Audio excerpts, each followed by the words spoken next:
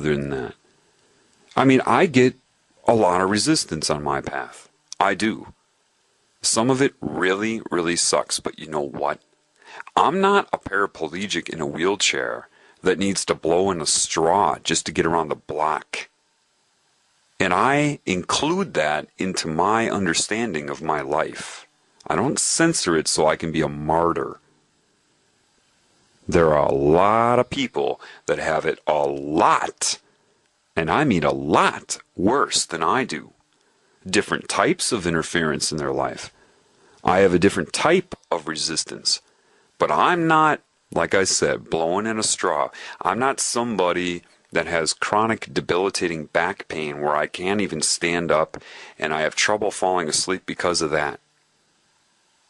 There are people that have it worse than you.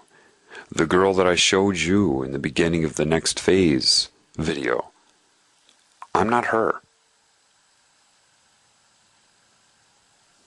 Why would I set that video up that way? I wanted you people to see how quickly you get emotional.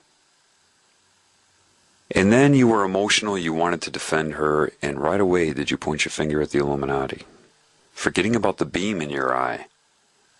I mean, what is it you think you're going to do? Overcome them with wrong-mindedness? Without knowledge? How long would it take before you would do the same thing they're doing, whether you think you would right now or not? If you actually overcame that and became the new controllers of a hierarchy, how long would it be before you decided that because you're in control, you have to make some decisions about humanity, and don't think you would avoid the all-seeing eye? If you rose up to that level, you'd have a little meeting. You point your finger and you don't know what you're pointing at. If I had to paint a picture of collective humanity, a giant portrait, it would be billions of people all with their arms extended outward pointing at somebody else. That's the image of cancer. The sound of cancer is noise. I'm right, you're wrong. I'm right, you're wrong. The majority of people, if you say black, they say white. When their integrity is on the line, they defend lies. It's a knee-jerk reaction based upon everything that they've been fed through the media and school. It's no one's fault, but it needs to be understood. Anyway, the reason that none of you know anything is because those in the know don't know how to tell you. And they lack the patience. This is the crucial thing, because they are not motivated by spirit yet. They don't have the patience. So they become overwhelmed. Let me give you an idea of what I mean by that. Part of my path has given me this perspective. If I looked outside of my path for the answers, I could never help you in the way that I'm helping you now. Just like if you try to memorize my path, you can't help anybody. So why do I even bother talking to you? Because it's not my path that matters. It's showing you how I have taken from my path, so that you begin to do the same thing for yourself. I remember when I was 19 and I had a really busy semester in college and had all these final exams, and I'd actually skipped a lot of the classes in human physiology. This was going to be our biggest exam, the final exam for human physiology. 5 chapters. And if you're thinking, oh, 5 chapters is easy, well, this isn't just memorizing. When you get up to the level we were at, you have to be able to assimilate. You have to be able to put 2 and 2 together. You're not going to cut it just by memorizing. So studying involves going through that process of linking things. I didn't even begin to study. I was blowing that off because I was doing other things. And as a pre-medical student, you're very concerned about your grades. So I was freaking out. I'd done very well up to that point. The exam was the next day. I sit down, it's like 2 in the afternoon, and I look at the outline for what I need to know. I have an inch thick of handouts.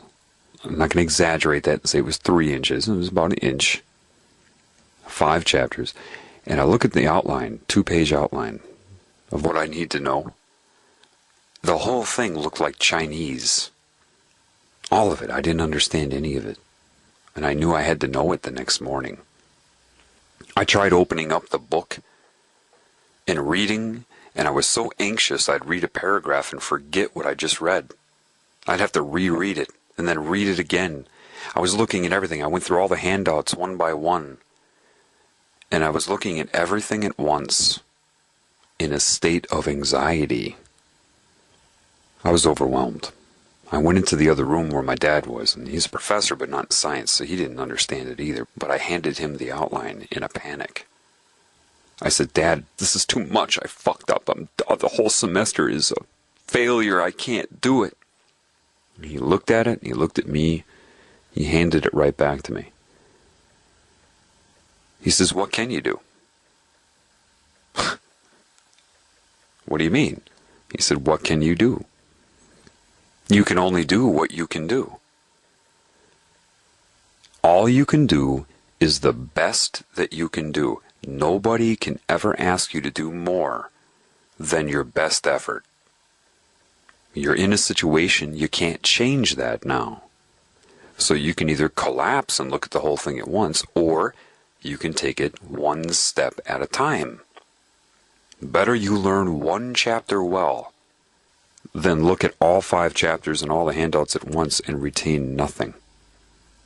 Slow down, calm down, take it one step at a time." I said, "All right." So I went back to the chair and I put earplugs in, I put the outline out of sight, and I turned to page 1, I slowed down and forgot about the exam, and just read it like I wanted to read it, slowly. And I began reading. At 2:30 in the morning, I'd gotten through all of the chapters, all of the handouts, and I grabbed that outline and looked at it again. And I went down the list. One by one, I realized I knew everything on the outline. By the time I got to the end of the outline, I was freaking out. I knew it all. And I had about 90% recall the next day. I jumped out of my chair and woke my dad up. I'm like, "Dad, I know it! I know it!" He opens his eyes, he looks at me, he says, "Yeah, I knew you would. Go to bed." Why did he know I would? He already had that particular wisdom. I acquired that wisdom by going through the path. He couldn't do it for me. I could have either trusted his advice or not. Same thing as what I told you about how you cannot focus on whether you will fail or succeed, you see. How would I come to that conclusion? By experiences in my life, my path, like I just explained now, you see. Extraction of meaning through experience and walking your own path. This isn't an exam, what's going on in the world, but it is the same. You have to start recognizing how things are different but the same. Pattern recognition, the energy, the understanding, the wisdom of that has helped me with what I'm doing now. It is the same in many ways. That is where true knowledge is. I'd learned that previously too in another way about time. In first grade, at least when I was a kid, we had lunch tickets. I don't know what they do now, but we had paper punchable lunch tickets. And so every week, one kid in class would be designated the one to hand out the lunch tickets. So me and some of my friends had this contest. How fast could we get the lunch tickets handed out to everybody in class, right? So they did their thing, and they all had their time. Then my week came up.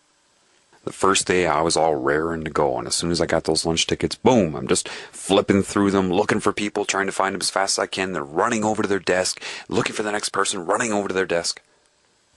And after that, I beat the time. I had the record time. The second day I did it, I was within like 10 seconds of the first day. But because I'd already had the time, and I thought, well, gosh, I'm going fast, it occurred within me to wonder about something.